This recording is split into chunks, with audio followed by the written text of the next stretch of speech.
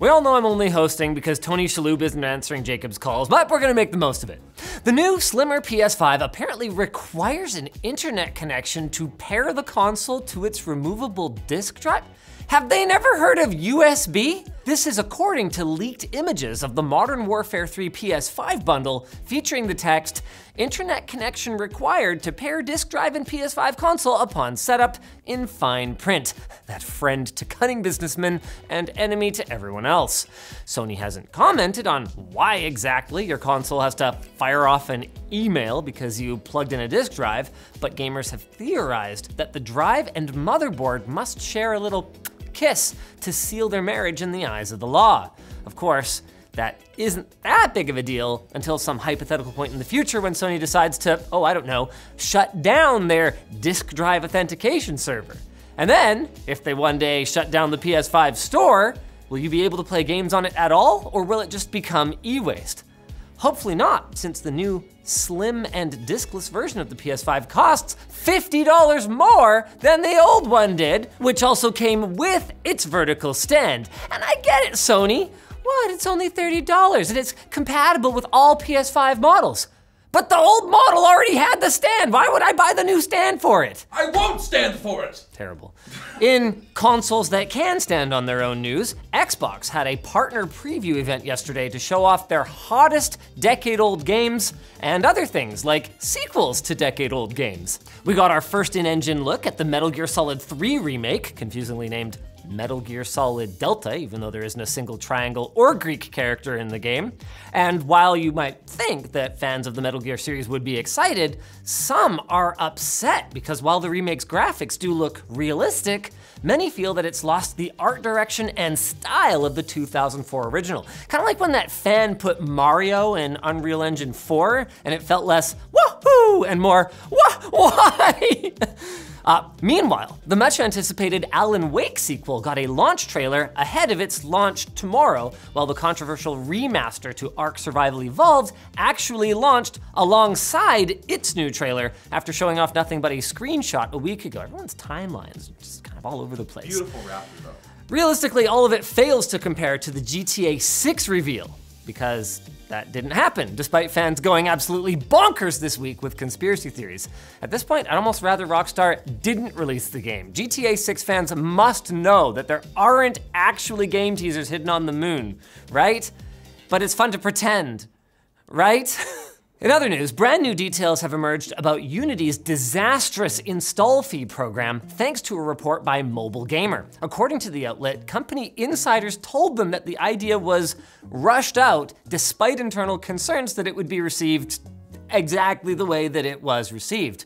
While those sources mentioned that naive management and falling share prices were factors, those are basically the two slices of bread that everyone uses to make a stupid business decision delicious.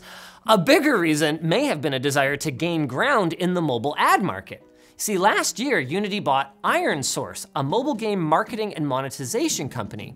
Sources claimed that Unity was intending to waive their install fee for large mobile publishers if they used IronSource instead of its competitor and underage company buying beer with a fake ID, AppLovin. Before the install fee announcement, a large mobile publisher allegedly refused big money to switch from AppLovin to IronSource. And after doing so, someone high up in IronSource told the publisher that was the last offer and they will have to switch to IronSource in the future. So while Unity planned to give them an offer they couldn't refuse, developer backlash sent their original plan to sleep with the fishes. Now, it is time for the Rapid Morsels, brought to you by dbrand and their tempered glass screen protectors for the Nintendo Switch, Steam Deck, RG Ally, and Legion Go. Let dbrand be your Legion bro by giving you flawless optical clarity, knife-proof scratch resistance, and an extra screen protector with every order so that you can completely blow it on your first application attempt. Visit IamVeryShort.com and enter the code GAMELINKED to get 10% off your entire purchase. Joke's on them because it's their domain, so they're the ones who are short. Quick saves are the new name for these smaller stories. Really, quick saves. I kinda like it.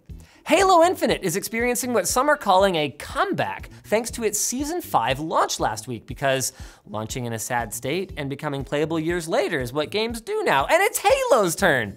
Steam player counts have more than doubled compared to a month ago thanks to better progression and customization, enemy NPCs in Forge mode, and some decent new maps. As PC Gamer points out, there's still a fair bit of jank, but hey, if No Man's Sky, Cyberpunk 2077, and Battlefield 2042 can finish the fight, then by God, Master Chief can too.